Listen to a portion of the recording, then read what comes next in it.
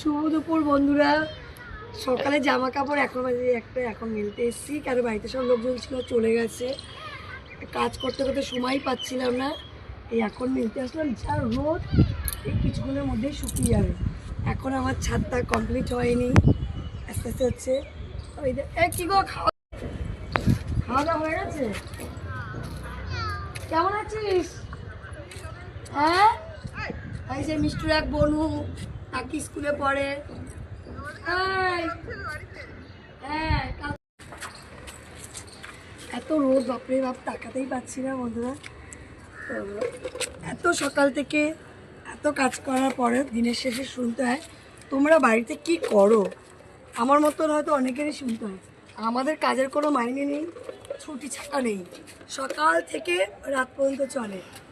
তারপরেও তোমরা কি করো বাড়ি থেকে?